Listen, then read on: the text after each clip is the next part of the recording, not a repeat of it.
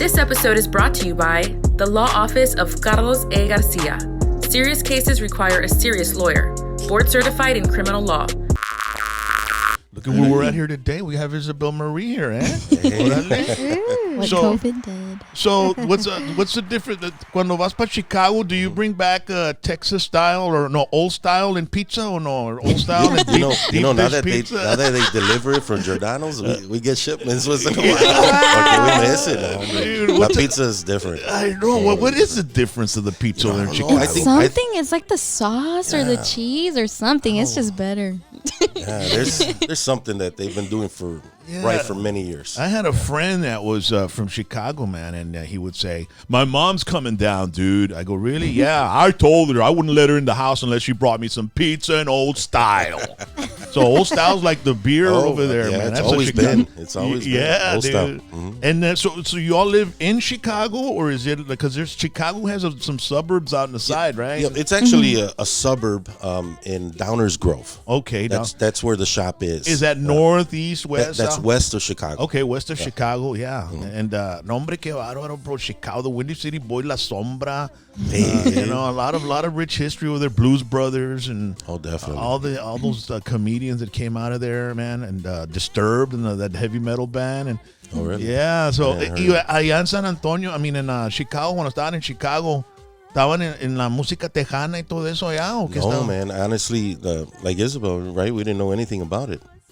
About the Tejano genre, actually. Yeah. We really, you don't. I mean, I guess you put everything into like Mexican music, you know, and so we heard of Selena, La Mafia, Mas, and we're just like, okay, well, this is Latinos. They're playing Mexican music, and then we came down to San Antonio, moved over here. And we realized there was a whole other genre. Like, it was crazy. And, they always had fiesta and so many different performances. So it was really interesting to see and see everyone's love for Tejano music as well. Yeah, you know what? It's crazy because you go out to areas like Chicago and Michigan and Oregon. I have family in Oregon, and there's Tejano audiences over there too. There is. And when you come to San Antonio, that's like the mecca of the Tejano. For sure. Ever since the Tejano wars, the '90s and all that stuff. So, but when you were in Chicago, she started singing? How did you get the singing going? Well, I actually first started with my family. Just singing at family parties, doing karaoke. That's how I learned how to read off of karaoke. And so you were doing it since you were a child? Since I was really little. Since I was like 5, 6 years old. Even earlier than that, 4. Yeah, that's why even she earlier. Learn how to read. Wow. So I always wanted to be with my tios and tias in the house singing, when we had family parties and everything and all my cousins were playing or whatever. And so I also used to hog the mic because I always wanted to sing. Deja a todos cantar. My tia just told me that the other day. She said, "Oh my goodness, I wanted to sing a song, but you never let me." Yeah. And I was just little. You were on a roll. You didn't want to stop. This is my 30-minute performance. Yeah. So, hey, I've been through COVID for a whole year. I need to perform or something over here, right? No, my goodness. So, I started off there. And then at my 3rd grade talent show, I decided that I wanted to do I Will Always Love You by Whitney Houston. Mm-hmm. And it's on my YouTube somewhere on there. Yeah. And I was like 8 years old? 8 years old, and my dad was like, my heart was coming sure? out of my body. I was like, man, you couldn't have picked a smaller song, maybe. Well, Whitney Houston ain't no easy singer, you know.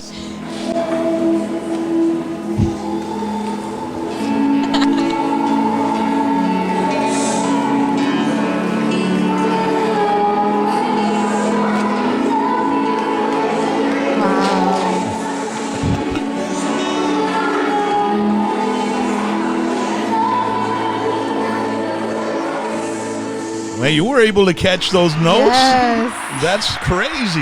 Thanks. And you were what? How old were you then? I had just turned 9. Turned 9?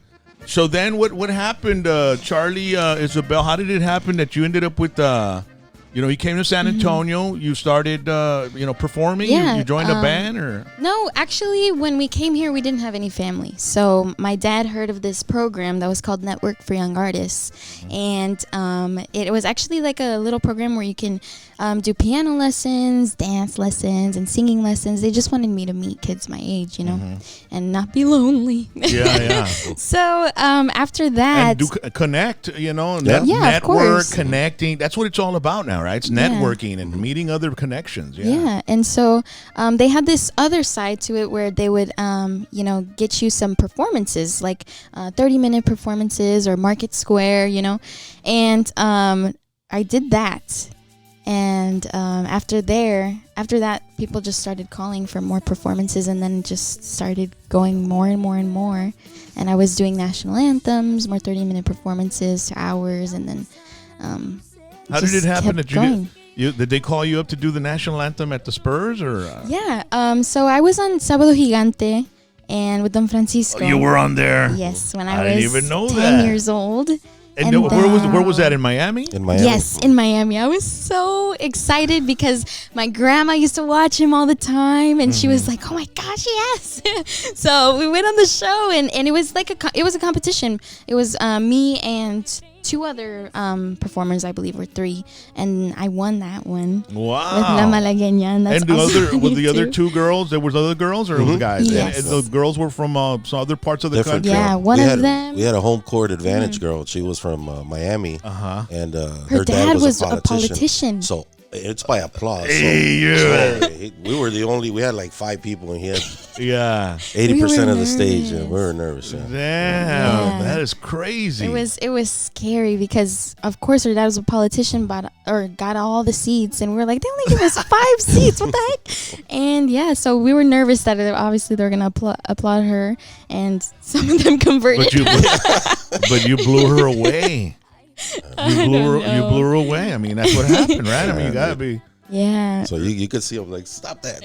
Don't applaud for that. I mean, babe, can you imagine the nervousness I don't know. of getting in front of a camera for Sabado Gigante to Forget compete it. against two Just other thinking girls? about it, I'm like sweating over here. Forget it. No. That is crazy. That is It was very insane. nerve-wracking. And what song did you do? Was it an original or what? I did La Malagueña. Okay, that's a beautiful And song. it was a mariachi version. I had my mariachi dress that I had gotten sponsored for, and I was just so excited.